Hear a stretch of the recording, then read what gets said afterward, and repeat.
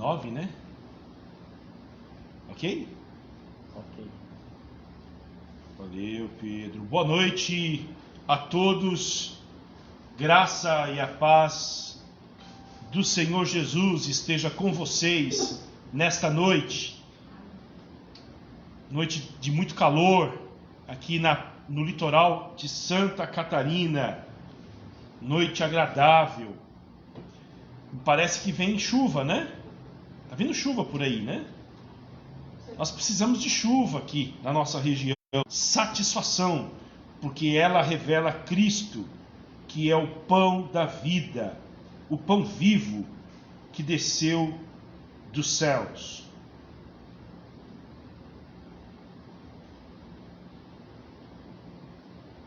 Ok? Eu quero orar e já convidar vocês para que vocês possam abrir a Bíblia de vocês no Evangelho de Lucas, capítulo 13. Você que está em casa, convido para que você abra a sua Bíblia. Evangelho de Lucas, capítulo 13. Nós vamos ler do primeiro versículo até o quinto. Do primeiro ao quinto versículo do Evangelho de Lucas.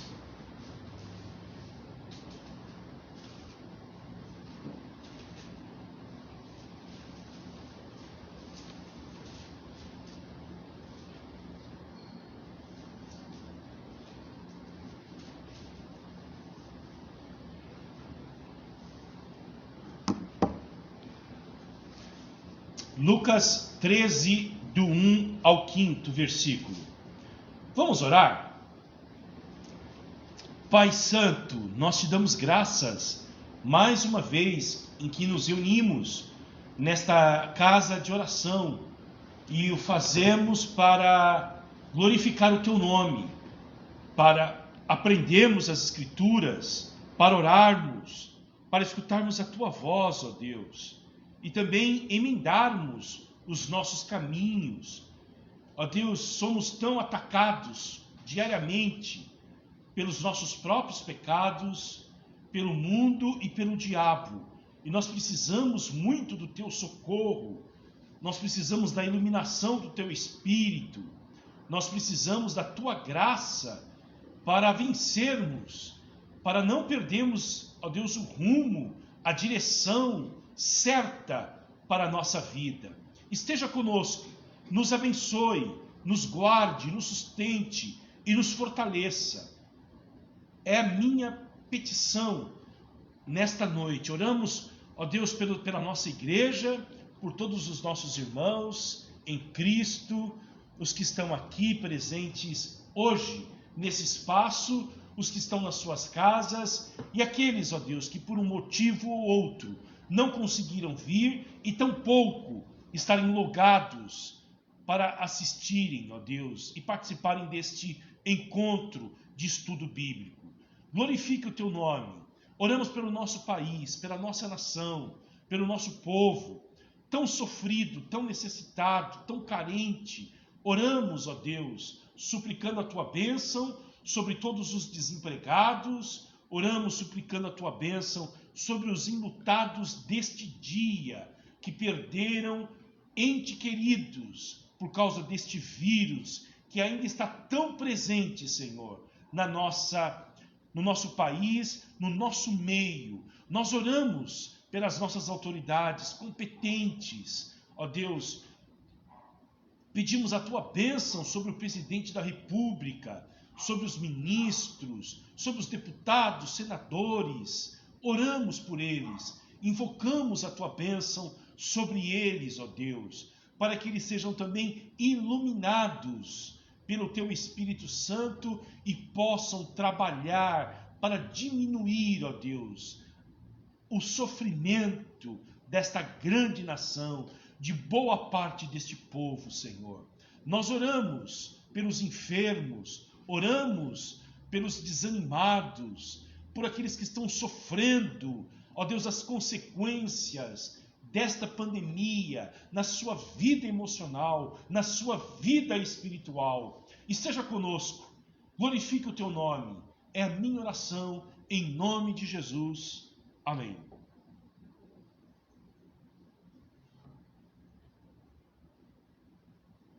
Queridos, Lucas capítulo 13. Vamos ler? O texto diz o seguinte.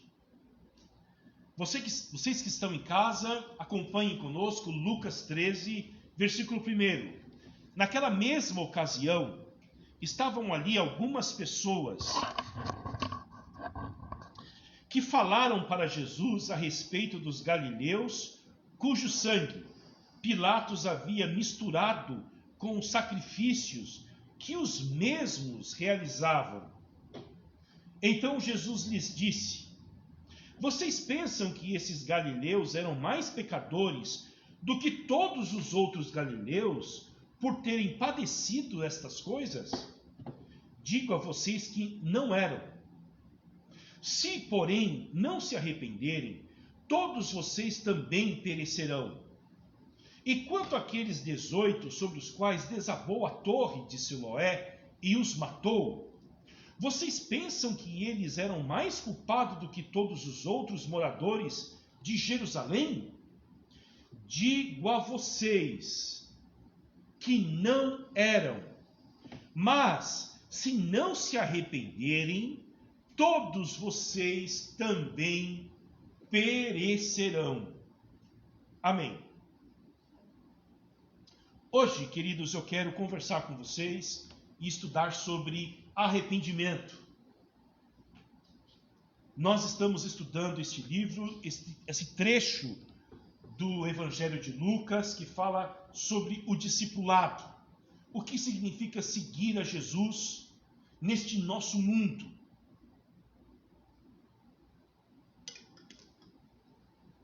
E eu quero explorar pelo menos uma lição em cada um dos capítulos, que vão do 9 até o capítulo 19.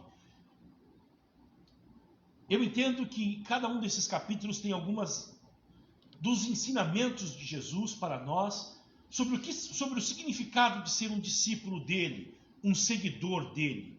E hoje vamos falar sobre arrependimento, tá bom? Esta que é uma prática importantíssima do Evangelho de Jesus. Arrependimento.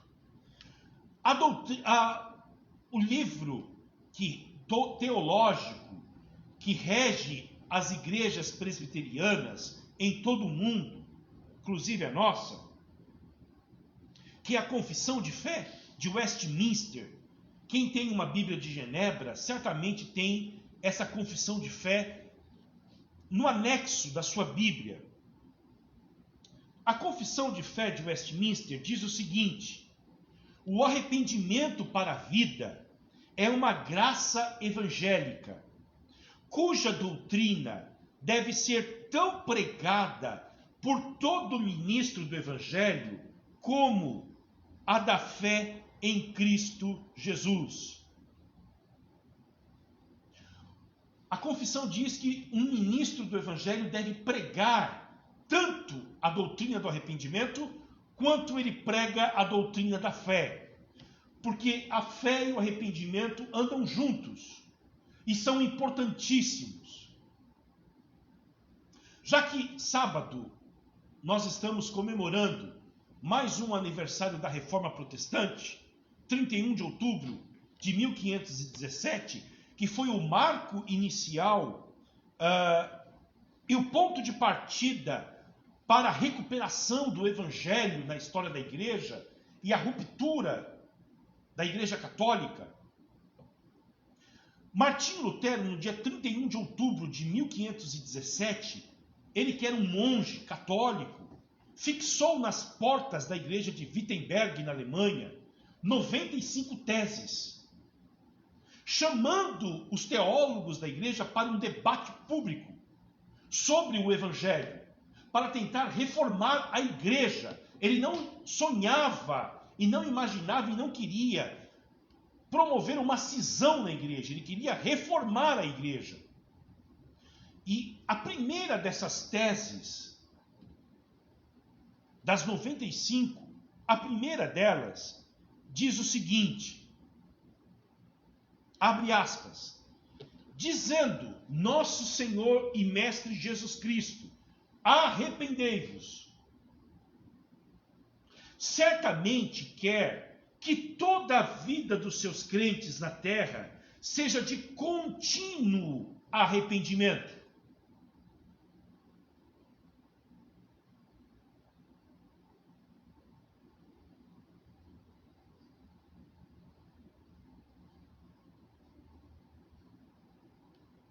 Dizendo nosso Senhor e Mestre Jesus Cristo, arrependei-vos, certamente quer que toda a vida dos seus crentes na terra seja de contínuo arrependimento.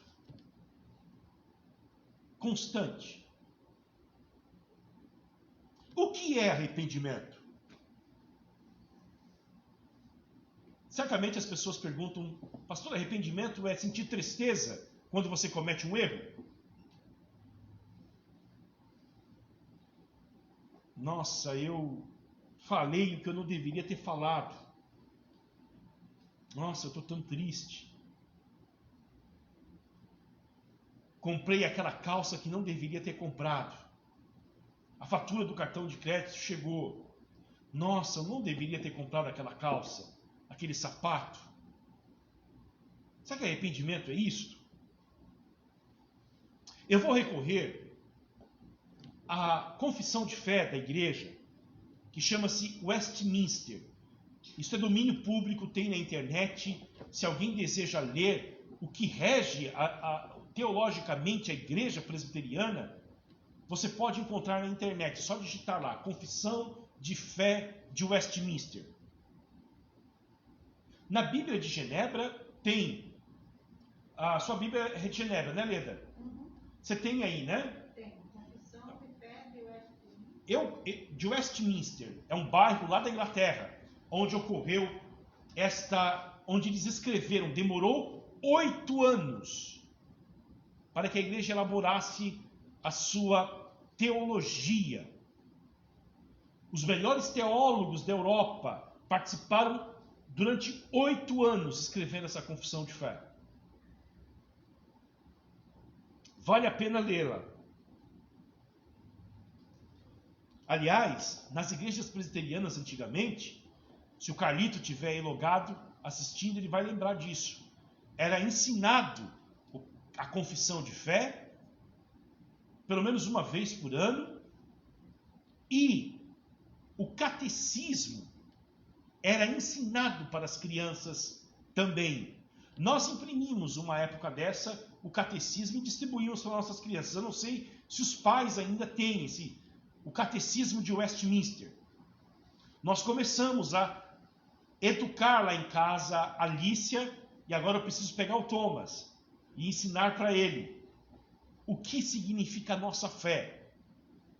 A Alicia, a gente pergunta para ela, quem fez você? Ela fala, Deus. E o que mais Deus fez? Que são as perguntas do catecismo. Todas as coisas. E por que Deus fez todas as coisas? É a terceira pergunta. Para a sua própria glória. Perguntas curtas, rápidas, que visam ensinar a criança toda a fé cristã. E o alvo é que a criança, tão logo, saiba compreender e articular respostas sobre a sua fé em Cristo Jesus. Olha, o que é arrependimento? A confissão de fé define assim: movido pelo reconhecimento e sentimento, não só do perigo, mas também da impureza e odiosidade do pecado, como contrário à santa natureza e justa lei de Deus,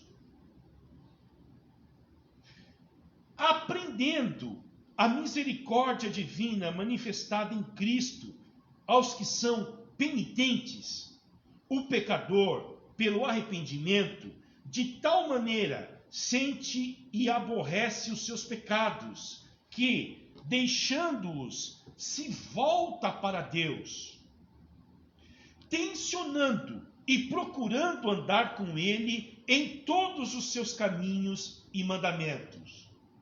Eu vou agora sintetizar. O homem reconhece o quanto ele está em desacordo com a lei de Deus. E ele crê na promessa do Evangelho de que Deus é misericordioso, amoroso, bondoso.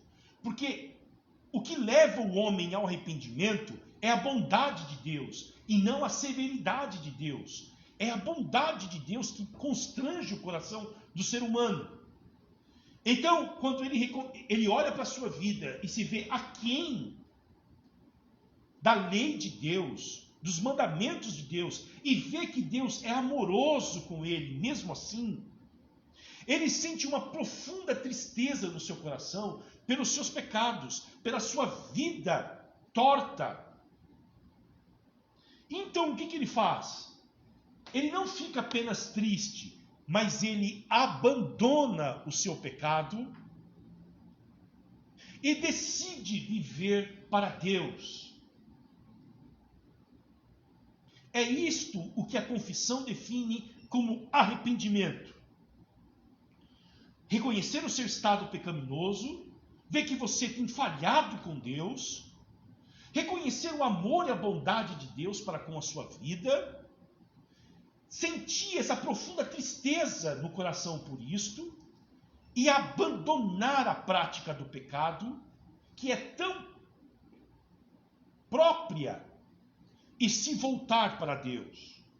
É isto o que a igreja define, o que a teologia cristã define como arrependimento. Não é um remorso apenas. Não é um sentimento de culpa apenas. Inclui essa tristeza, essa culpa, mas ela é abandonada quando se depara com a bondade de Deus e há uma mudança de vida. Tá bom? O que marca a evidência do arrependimento é essa mudança de vida no coração do ser humano. Agora nós vamos ver o texto que nós estamos estudando. E eu quero cumprimentar as pessoas que estão online aí com a gente. Deus abençoe a vida de vocês. Nós estamos estudando Lucas capítulo 13, do versículo 1 ao 5º versículo, tá bom? Jesus estava ensinando.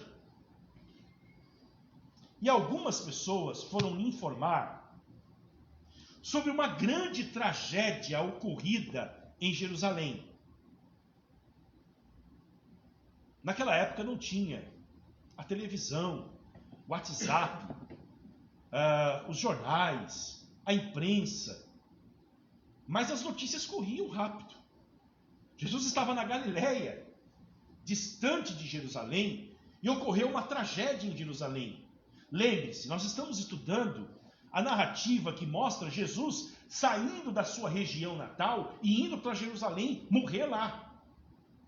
Então ele está a caminho de Jerusalém, e alguém sai de Jerusalém e vai até ele, na Galileia ainda, no norte de Israel, e dizer para ele: olha, ocorreu uma tragédia lá no templo.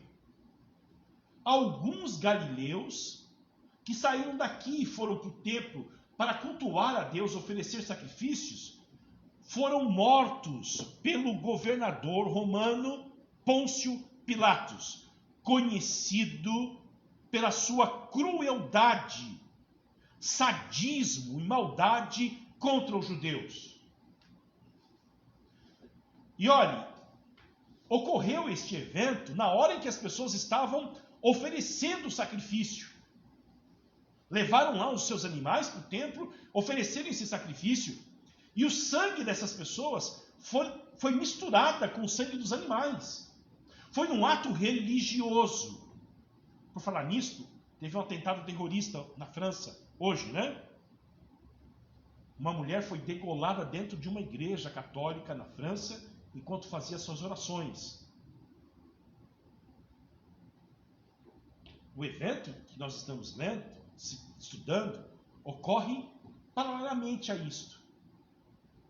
Pilatos mandou matar alguns galileus quando eles estavam oferecendo sacrifício em um culto de adoração.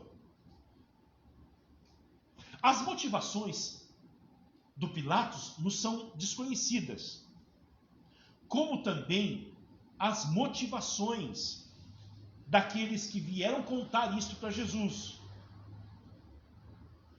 E eu fiquei pensando o seguinte: será que esses homens tentaram jogar Jesus contra Pilatos? Olha, algumas pessoas foram ao templo, chegando lá o Pilatos matou. Vamos ver o que Jesus tem para dizer sobre isto. Ou será que eles estavam tentando advertir Jesus, que estava indo para Jerusalém, sobre o perigo que ele podia correr indo para Jerusalém? Pilatos, se fez isso com alguns galileus, podia fazer com eles também. Ou será que eles estavam tentando se auto-justificar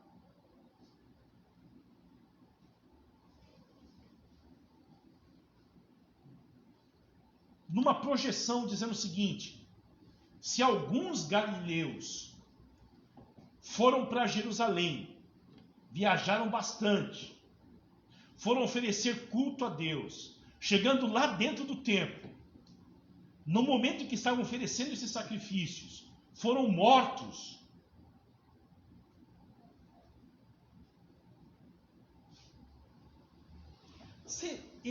Será que eles estão pagando pelos seus pecados? Porque se nem mesmo Deus, num momento tão sagrado como esse, pôde livrá-los, é porque eles fizeram por merecer.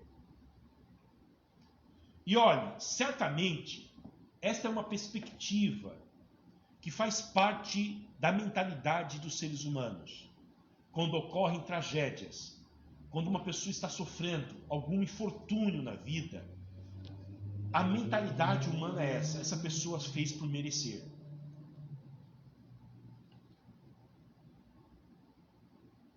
Essa pessoa está pagando pelos erros dela. Quero que vocês abram a Bíblia de vocês no Evangelho de João, capítulo 9. Vocês verão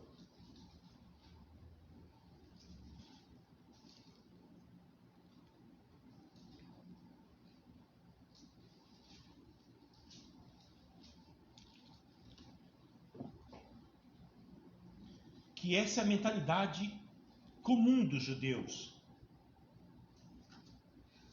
Vou pedir para o seu Hernani ler para a gente. E aí você em casa pode acompanhar conosco também. Evangelho de João, Mateus, Marcos, Lucas, João, capítulo 9, versículo 1 e 2.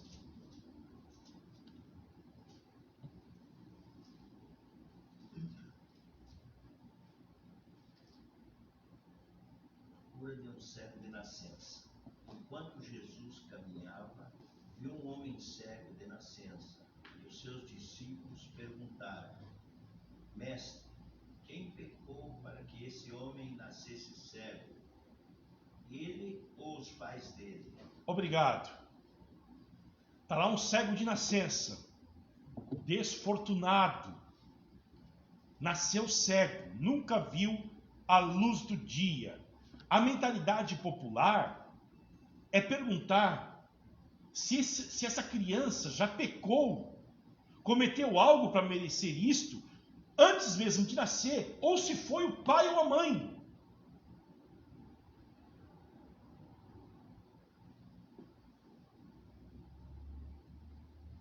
Porque a mentalidade humana é essa. Se alguém está sofrendo, é porque ela merece sofrer. Já viram isso? Hã? Só que isso é quando é os outros que estão sofrendo. Porque quando o sofrimento bate na porta dela, aí ela protesta contra Deus. Aí ela fala: não, Senhor, eu não mereço isso. Mas quando é os outros, é porque ele fez alguma coisa.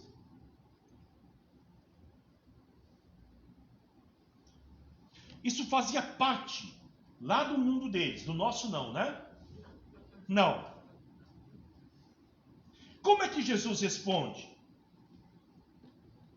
Jesus respondeu: nem ele pecou, nem os pais dele, mas isso aconteceu para que nele se manifestasse as obras de Deus. Amém. Nem ele pecou, nem os pais dele. Saem dessa lógica de vocês, de causa e efeito. Saem dessa mentalidade pequena de vocês, de acreditar em uma visão tão estreita da vida.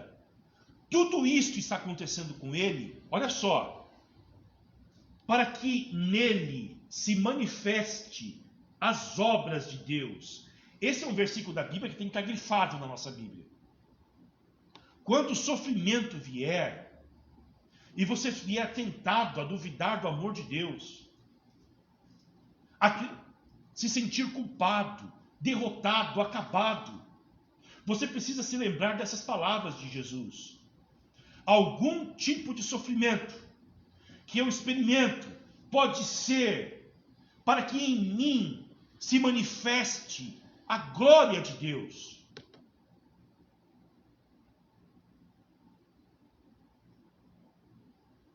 Tá bom? Agora vamos voltar ao nosso texto de Lucas 13.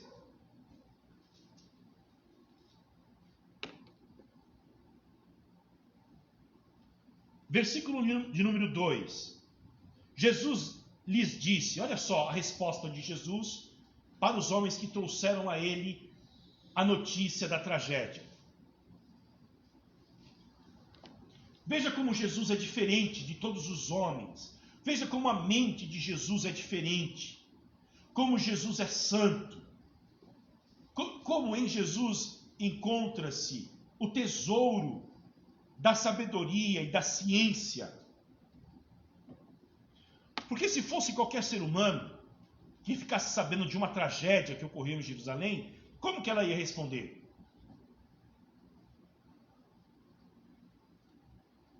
Ah, fulano morreu. Como que iriam responder?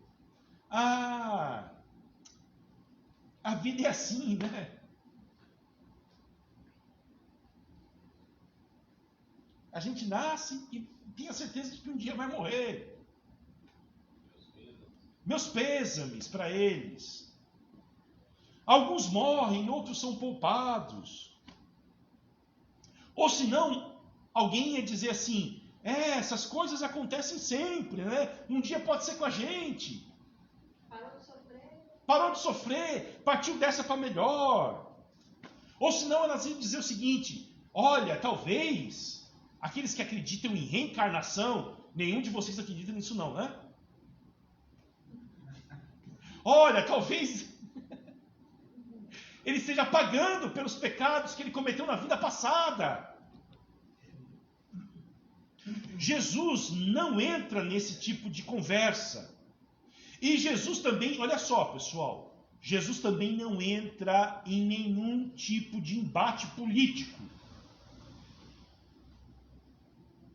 Se vocês acham que o Brasil hoje está polarizado politicamente, vocês não têm ideia do que era a Galileia, a Judéia e Jerusalém nos tempos de Jesus.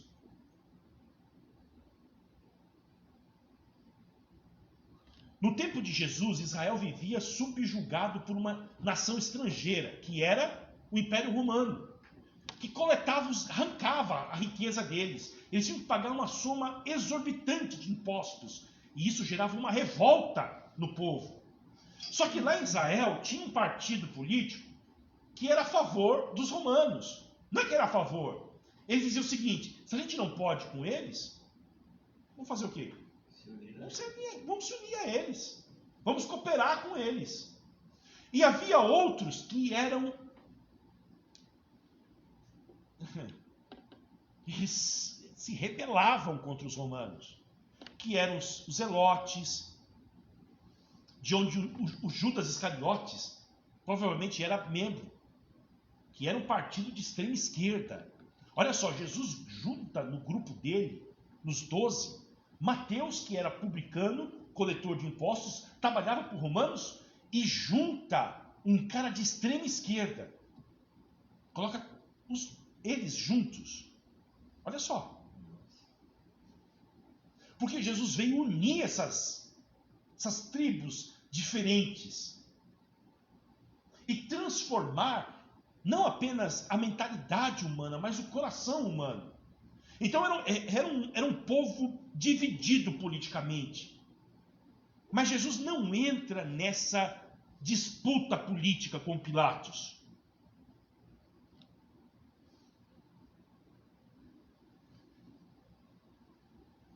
Como que ele responde? Olha só. Ele responde a essa notícia trazendo uma verdade, na verdade duas verdades para nós, tá bom? A primeira delas é que aqueles infelizes que morreram, não apenas no ato religioso, mas quando uma torre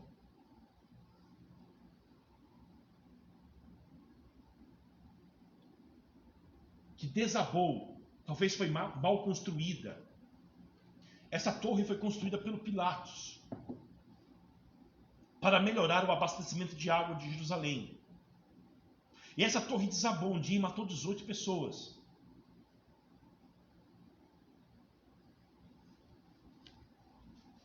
Jesus está dizendo que nem essas pessoas, as 18 que morreram no desabamento da torre, e nem os que morreram no ato do culto, eram mais pecadoras do que outros que sobreviveram ou que estão vivos ou vivas. Olha o que ele diz. Vocês pensam que esses galileus eram mais pecadores do que todos os outros galileus por terem padecido essas coisas? E quanto àqueles 18 sobre os quais desabou a torre de Siloé e os matou, vocês pensam que eles eram mais culpados do que todos os outros moradores de Jerusalém? Não.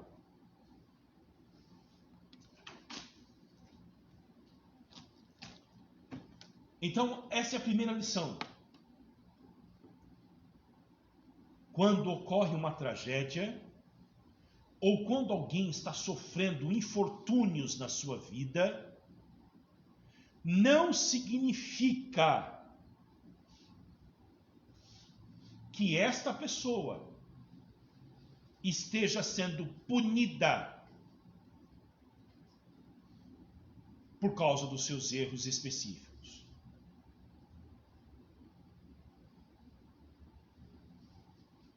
Tá bom? Isso liberta vocês? Quando alguma coisa não dá certo na vida de vocês, o que vocês pensam? Depende. Várias maneiras. Vamos dizer assim, às vezes a gente pensa que alguma coisa ruim aconteceu, foi um livramento, às vezes, né? Então, ou então é um aprendizado, é uma maneira de você se aproximar mais de Deus. Legal, Leda. Tem aquele velho ditado, vocês, como dizem lá no governo, Deus dá o ruim para talhar o pior. Legal, Sr. Hernani. Agora, especificamente sobre a morte. Deixa eu ensinar algo para vocês aqui, que a Bíblia fala. Toda morte, toda. Essa semana eu perdi um pastor amigo meu, grande amigo, pastor Marcos, morreu quarta-feira. Estava lutando contra um câncer há muitos anos, já uns 4, 5 anos. Quarta-feira ele descansou, venceu. Ele está em casa agora. Estava pastoreando a igreja lá em Palmas, a IPI Central de Palmas, no Tocantins. Toda morte é resultado do pecado. Pecado no singular. mas não é resultado de pecado específicos, mas é o pecado herdado pelo Adão. Quero que vocês abram a Bíblia em Romanos, capítulo 6, versículo 23.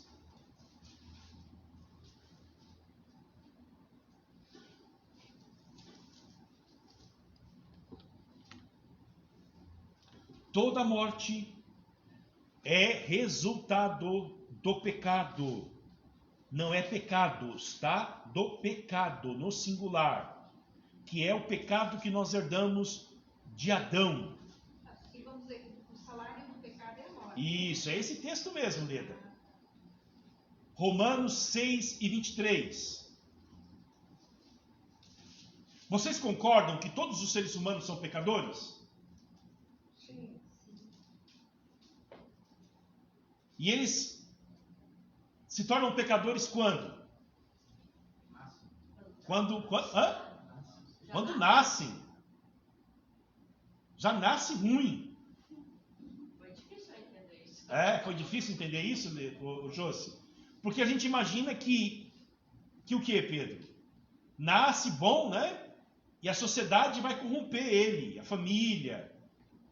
É claro, a sociedade e a família vai piorar ele. Mas já nasce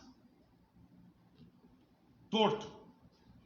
A grande maioria tem dificuldade. Eu estava conversando com um amigo meu, ele tem. Fala um pouquinho mais alto, Pedrinho. A grande maioria tem dificuldade. Eu conversei com um amigo meu e ele não aceitou que a criança nasce pecadora e que a criança é boazinha. Ela tem. O Pedro está dizendo que um amigo dele, esses dias conversando com ele, diz que não aceita a doutrina do pecado original. É claro, pessoal, eu olho lá para o meu filho, ele não tem maldade. Até mesmo quando ele morde a gente, talvez seja a irritação da gengiva que está sendo cortada, puxa o nosso cabelo, o cabelo da irmã dele. Mas fala uma coisa, já vi, eu não lembro bem qual é que é, mas eu ouvi que desde o útero da mãe. Sim, olha aí o seu Hernani, ó. Seu Hernani, a Raeliane colocou aqui no Facebook, ó. Salmo 51. Eu nasci na iniquidade e em pecado me concebeu a minha mãe. É o salmo clássico, Salmo 51. Tem o Salmo 53 também. 57, que diz que o ímpio já se desvia desde a sua concepção.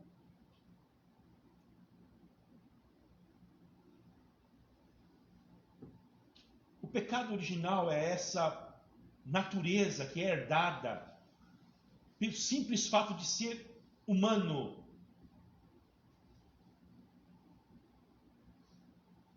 E ao longo da vida ele vai manifestar isto. Hoje, pela manhã, eu estava aqui na igreja, fui para casa, e ao chegar em casa, Eliane me falou que teve que chamar a atenção do menininho lá. Porque ele estava com um negócio na mão que não podia, e quando tirou da mão dele, ele se jogou para trás. Gritou, berrou, ficou nervoso. Ela disse que foi a primeira vez que teve que chamar a atenção dele.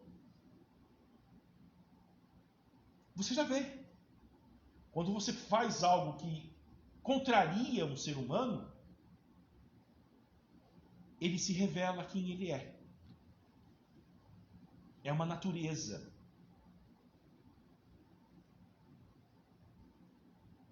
Tá bom? Romanos 6 e 23. Seu Hernani, o senhor pode ajudar de novo? Bom, com certeza. 6 e 23.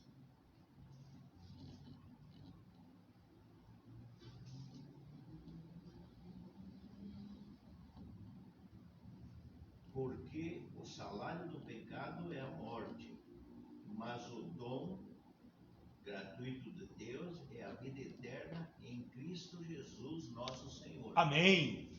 O salário do pecado é a morte. A recompensa pelo pecado é a morte. A morte entrou no mundo por causa do pecado. Se não fosse o pecado, não teria a morte. Certo? O que Deus falou para o Adão e a Eva? No dia em que você comer, vai engordar? Morrerá. Vai morrer. E o que eles fizeram? Eles duvidaram da Bíblia. Acreditavam que a Bíblia precisava ser atualizada. Comeram, a morte veio. O Evangelho é reversão da maldição do Gênesis. Jesus, como homem, experimenta a maldição que não era dele. Entretanto, na sua ressurreição, ele vence a maldição da morte. E nos dá a esperança da vida eterna. Por isso que o texto diz, em Cristo Jesus. Amém? Amém. Essa semana eu li Romanos, no meu devocional. Vamos ver o que Romanos fala sobre pecado. Romanos 3.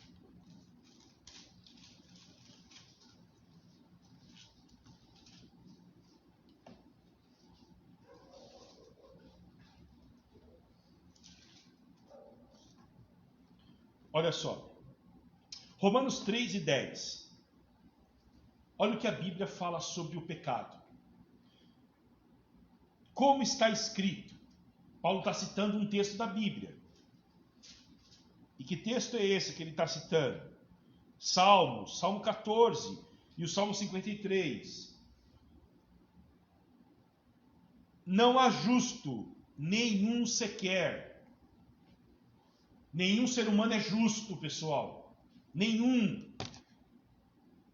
Não há quem entenda as coisas de Deus. Não há quem busque a Deus. Ah, mas aquela pessoa ela é religiosa. Ela não está buscando Deus, ela está buscando alguma coisa que deixe ela bem. O Deus verdadeiro ela não está buscando. Porque o ser humano natural não busca Deus. É Deus quem vem buscar ele. Porque ele está perdido. Ele não sabe de onde ele veio, por que ele está aqui, para onde ele vai. É uma ovelha perdida, mas o bom pastor vem buscá-la. Todos se desviaram, olha só, não é alguns, os iluminados, os mais entendidos, os moralmente retos, as pessoas de boa índole. Eu dou risada quando eles falam assim, pastor, mas ele é uma pessoa de boa índole. A Bíblia diz que não tem nenhum. Todos se desviaram, pessoal, olha só, e juntamente se tornaram inúteis. Inúteis. A gente somos... Lembra, Rodrigo? Quem era a banda que cantava isso? Inúteis. A gente somos inúteis. Olha só, não há quem faça o bem, pessoal. Até mesmo nas melhores ações que o ser humano faz, ele faz isso manchado pelo pecado. O homem, quando dá uma rosa para a mulher dele, ele está fazendo isso. Hã? Era o traje a rigor. O traje a rigor, né, Rodrigo? O Rodrigo é mais velho que eu, ele sabe. Hã? Ainda bem que perguntou pra ele, perguntar pra mim, ele já sabe. O Pedrinho não sabe. O Pedrinho sabe que é a Anitta.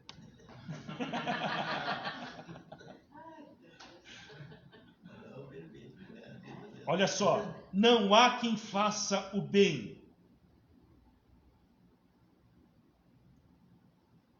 Eu estava dizendo, o homem quando ele faz as melhores coisas, as melhores ações, isso está manchado ainda pelo pecado.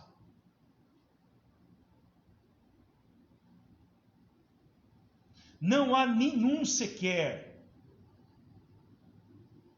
Aí Paulo vai falar sobre a gente, olha só.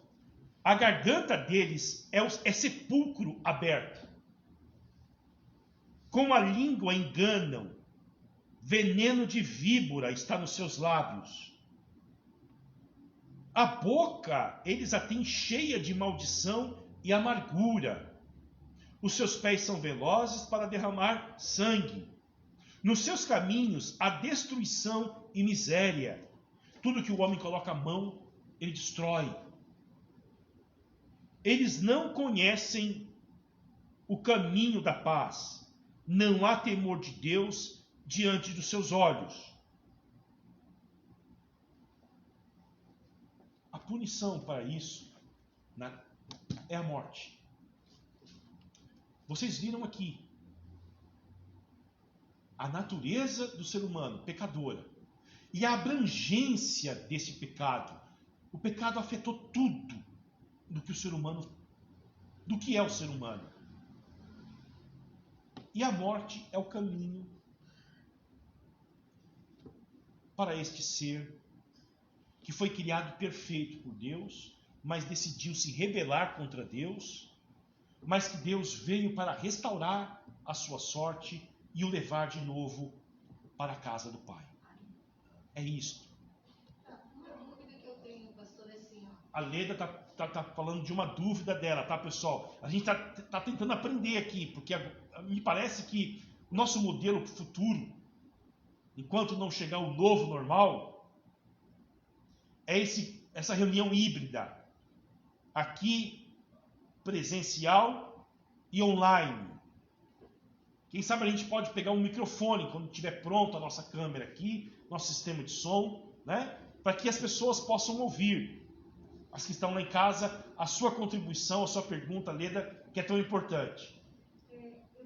Assim, ó, por que o salário do pecado é a morte, certo? O salário do pecado é a morte. Então, por que a gente costuma dizer, quer dizer, a gente sabe que todo aquele que morre, na realidade, ele vai para o paraíso. Então, vamos dizer assim, ó, na realidade, morrer não é ruim. Para o cristão. Para o cristão, não, para o cristão, mas sim. Para quem recebeu a Jesus Cristo. A Leda perguntou isso. O salário do pecado é a morte para a humanidade. Sem Cristo. Sem Cristo. Porque é a morte física e a morte espiritual. Agora, para o cristão é só morte física.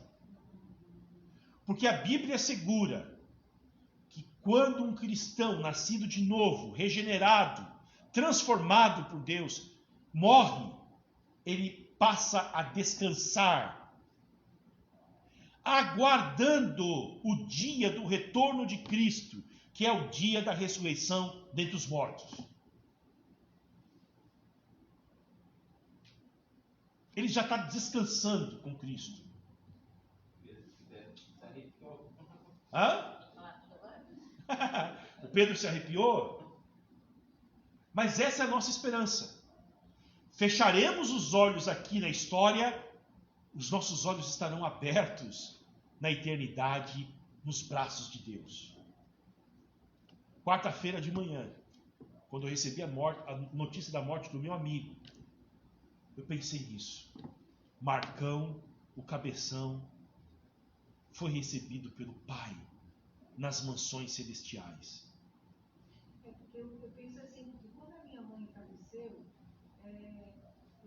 eu senti muito realmente, porque eu sabia que eu não ia mais poder conversar com ela, né? Então esse era o meu sentimento. Agora, eu também tinha o conforto, porque eu sabia que ela estaria junto ao Pai. Amém. Então... Amém, Leda. Esse é o conforto, esta é a esperança do cristão. Tá bom?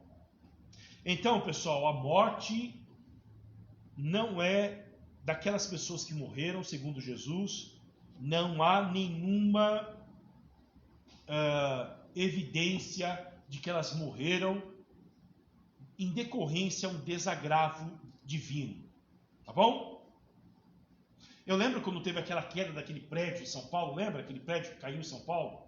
No centro de São Paulo? Não. Eu sou mais novo, senhor Hernani. Esse prédio que teve uns anos atrás, que era ocupação lá em São Paulo, teve um incêndio, ele caiu. Do Naia lá. E não, esse prédio, era um prédio abandonado em São Paulo que estava ocupado. E ele caiu. Isso é mais recente, né? Isso, recente agora. Desabou lá, né? Sim. Naquele dia eu decidi não usar mais o Facebook, pessoal.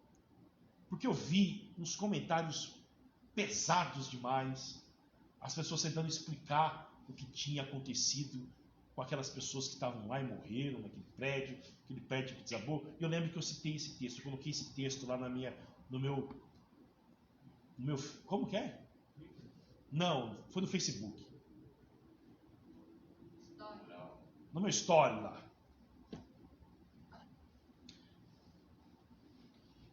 Algumas pessoas entraram e fizeram comentários tão pesados. Eu falei, mas é Jesus que está falando. Que quando uma torre cai e mata alguém, não significa que essas pessoas que morreram são mais pecadoras do que os outros. Porque a gente sempre quer explicar o sentido do sofrimento, o sentido da dor, da morte. Então, a segunda coisa que Jesus ensina para a gente aqui é que quando o sofrimento e a tragédia surgem, nós devemos superar a ideia da maioria, que olha sempre para fora para descobrir o significado. Mas Jesus manda a gente olhar para dentro de nós. Olha o que ele diz. E a parte central do nosso texto é essa fala de Jesus aqui, ó. Digo a vocês que não eram. Se, porém, não se arrependerem, Lucas 13:3, todos vocês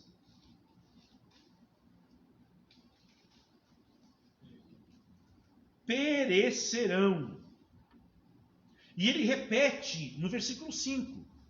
Por que eu disse que isto é a parte central do texto? Porque todas as vezes que tem repetição na Bíblia, a Bíblia está dizendo para a gente, presta atenção nisso aqui, ó. Jesus fala uma coisa no versículo 3, e ele vai repetir no 5. Digo a vocês que não eram. Se, porém, não se arrependerem,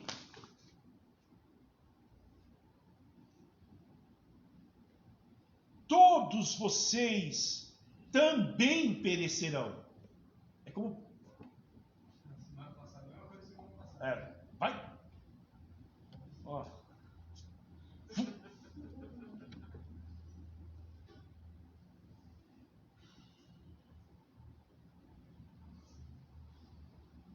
Jesus nos diz que quando o sofrimento de alguém, quando nos depararmos com o sofrimento de alguém, com a morte de alguém, com uma tragédia, como essa que nós estamos vivendo, de 150 mil mortos,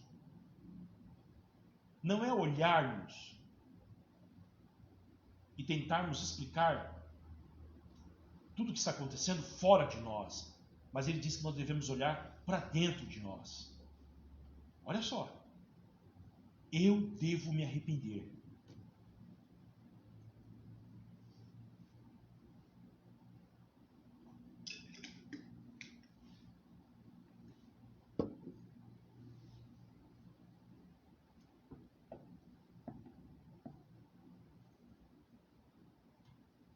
Eu devo mudar de vida.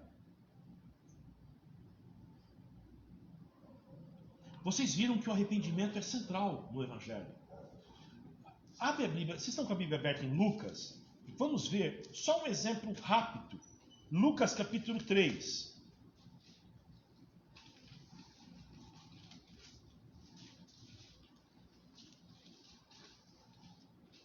A primeira pregação no Evangelho de Lucas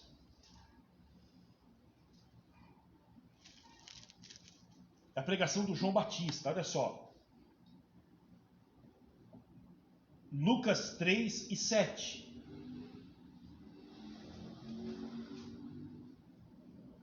Seu Hernani, lê pra gente? Do 7 até o 8, tá bom? João dizia às multidões que saíam para ser batizadas: raça de víboras, quem deu a entender que vocês podem fugir da ira vindoura?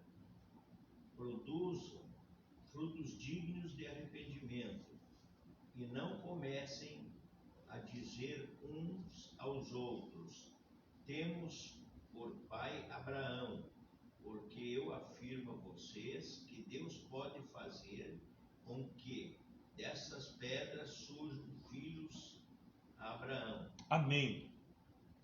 João Batista prega, chama o povo de raça de víboras e diz que eles devem não usar o batismo como um meio de tentar ludibriar Deus, mas que eles devem ter uma vida transformada que mostre que eles foram alcançados pelo Evangelho, frutos de arrependimento. Olha ali no João 3:3. João, Evangelho de João. Evangelho de João. O Rodrigo está citando o exemplo do Evangelho de João, capítulo 3, versículo 3. Lê pra gente, Rodrigo. E João atravessou toda a região do Rio Jordão, anunciando esta mensagem: arrependam-se dos seus pecados e sejam batizados, que Deus perdoará vocês. Olha só, João 3:3. João Batista pregando, dizendo: arrependam-se dos seus pecados, que Deus vai batizar, perdoar vocês. A mensagem do Evangelho, a mensagem inicial é esta: arrependam-se. Lembre-se do que é o arrependimento. Percepção de que algo está errado. Compreensão da bondade de Deus. Tristeza profunda pelo pecado pessoal. E uma mudança de mente, mudança de vida a partir de então.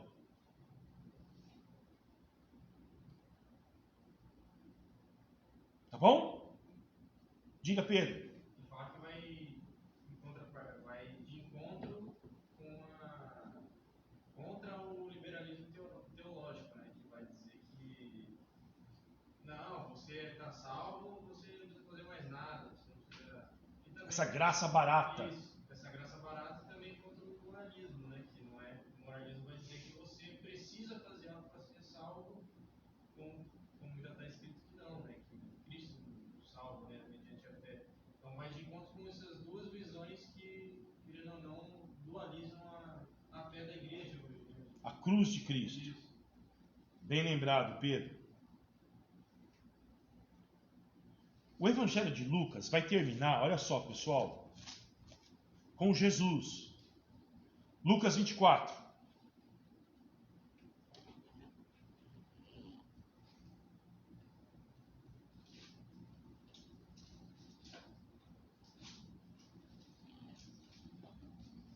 Lucas 24.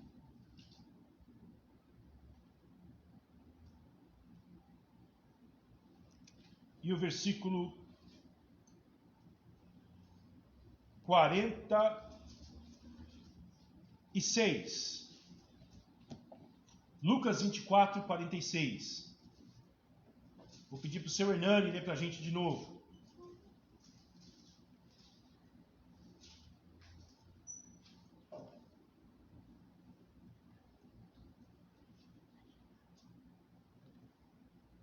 E disse-lhes: assim está escrito que o Cristo tinha de sofrer, ressuscitar dentre os mortos no terceiro dia, e que em seu nome se pregasse arrependimento para a remissão dos pecados a todas as nações, começando em Jerusalém.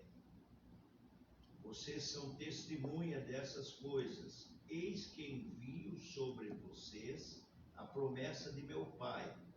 Permaneçam, pois, na cidade, até que vocês sejam revestidos do poder que vem do alto. Amém. Olha o que Jesus diz.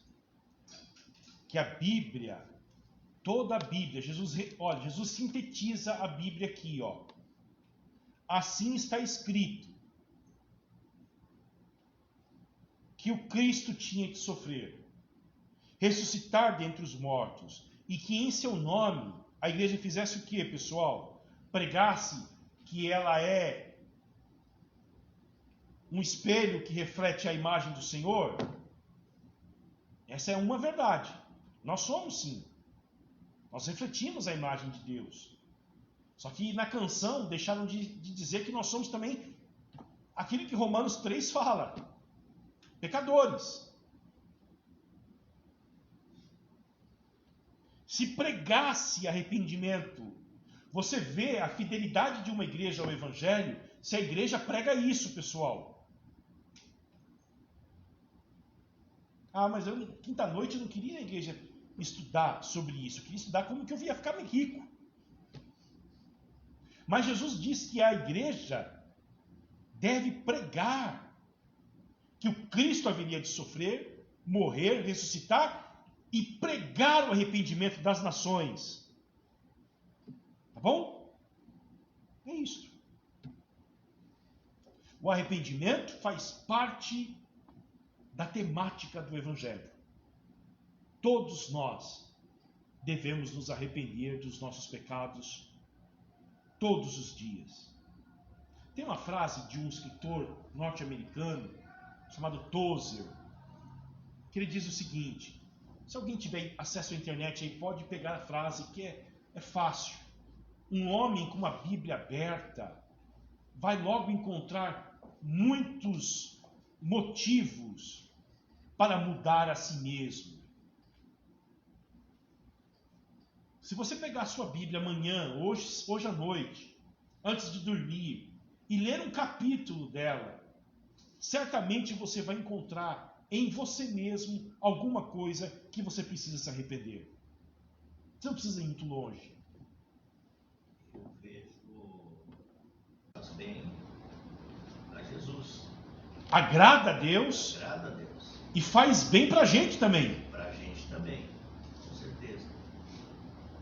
E eu tenho passado por isso. Está experimentando isso, Hernani?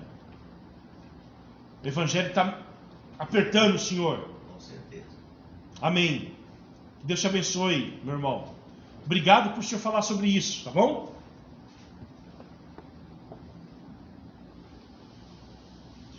Sobre o arrependimento, para a gente terminar. Não há vida sem Ele. Não há céu sem Ele. E não há esperança de paz sem Ele.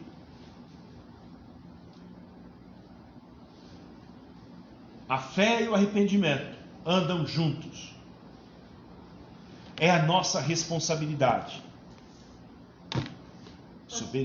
Diga, Leda. Aqui, ó, eu estava olhando aqui nós estava vendo o Lucas 24, né, 46, assim está escrito que o Cristo havia de padecer e ressuscitar dos mortos no terceiro dia, e que no seu nome se pregasse arrependimento para a remissão de pecados a todas as nações, começando de Jerusalém.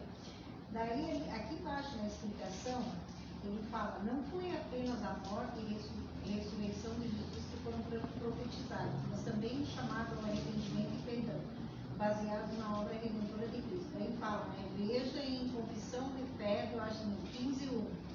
O arrependimento para a vida é uma graça evangélica, doutrina essa que deve ser pregada por todo ministro do Evangelho, tanto quanto a fé em Cristo. Amém. Viram? As pessoas não querem ouvir isto. Não querem estudar sobre isso. Preferem um culto em que não se toque nesses assuntos. A confissão lá diz. Os teólogos de Westminster descobriram isso. Não só a morte e a ressurreição de Jesus foram profetizados, mas o arrependimento a todas as nações. No século II da nossa era, lá por volta do ano 200 e pouco, 100 e pouco, 200 e pouco, eu não me lembro bem, surgiu um homem que foi um dos críticos, dos maiores críticos do cristianismo. Se você acha a Rede Globo crítica do cristianismo, você não tem ideia do que foi um homem chamado Celso. Ele era um filósofo e ele ridicularizava Jesus e a igreja. E houve um teólogo que decidiu escrever para ele. O nome desse teólogo chamava Orígenes. Orígenes escreveu um livro que nós temos acesso a ele hoje, chamado Contra Celso. O Celso diz o seguinte: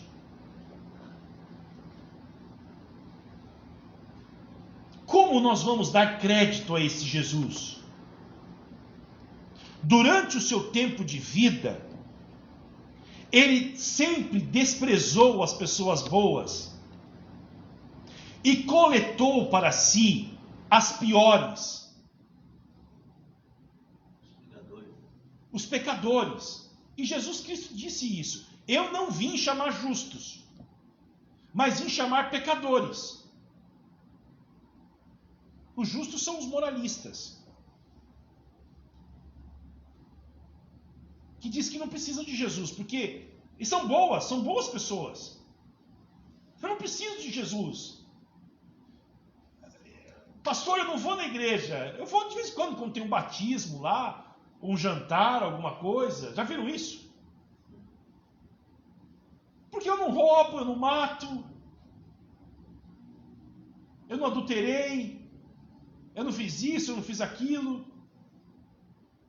Essas pessoas, elas são inimigas de Jesus.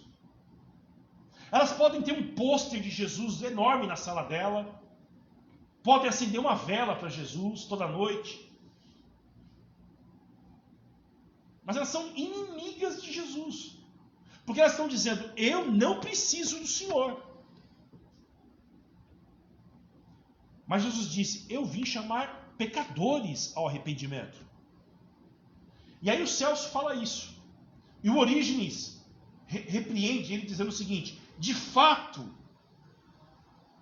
ele veio chamar pecadores, mas ele veio chamar pecadores ao arrependimento. E ele fundou uma organização chamada Igreja, que é composta de pecadores arrependidos. E é o que é a Igreja de Jesus: uma comunidade de pecadores arrependidos. Porque Jesus Cristo veio chamar ímpios para serem transformados em uma nova criatura. É isto. Tá bom? Alguma dúvida? Passamos 5 minutos do nosso tempo.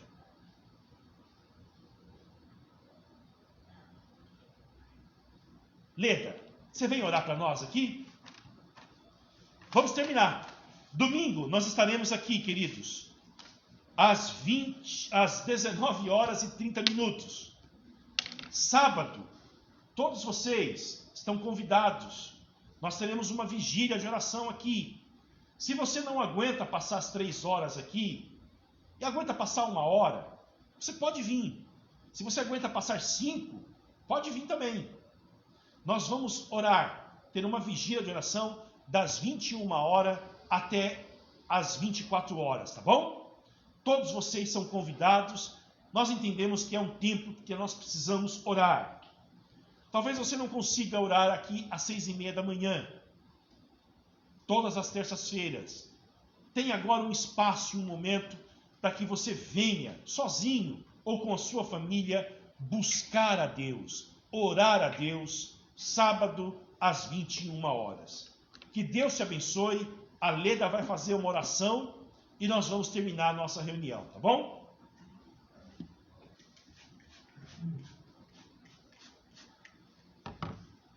Deus Pai Todo-Poderoso, Pai de bondade, de graça e misericórdia.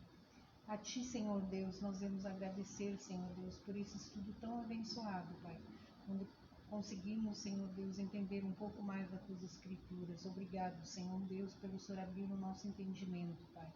Dai-nos sabedoria sempre, Senhor Deus, para podermos ter discernimento, Pai, para sabermos onde estamos errando, onde estamos pecando, Senhor Deus. Para que haja arrependimento em nossas vidas, Senhor Deus. Para que haja arrependimento verdadeiro, Senhor Deus. Por favor, Senhor Deus, abençoa-nos, Senhor, para que nós possamos, Senhor, sempre fazer a Tua vontade, Senhor. Pai, eu te agradeço por essa semana, Senhor, por esse dia tão abençoado que o Senhor deu a todos, Pai. Pai, eu oro também, Senhor Deus, e peço peço pelos doentes, Senhor Deus, aquelas pessoas que precisam de Ti, Senhor. Pai, abençoa todas as pessoas que Te buscam, Senhor Deus. E, Senhor Deus, aquelas pessoas que necessitam de Ti, mas não Te buscam, Senhor, por favor, Senhor, traga elas para Ti, Pai amado, para que elas possam Te buscar, Senhor Deus, em espírito e em verdade, Senhor. Pai, abençoa, Senhor Deus, a nossa nação, Senhor Deus.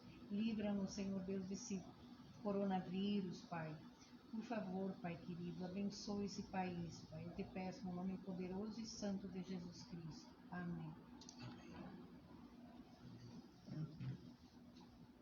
Que a graça do Senhor Jesus Cristo, que é melhor do que a vida, o grande amor de Deus, o nosso Pai, a comunhão e o consolo do Espírito Santo, seja com você, com a sua família, hoje e sempre. Amém. Que Deus te abençoe. Até sábado ou domingo, se Deus permitir.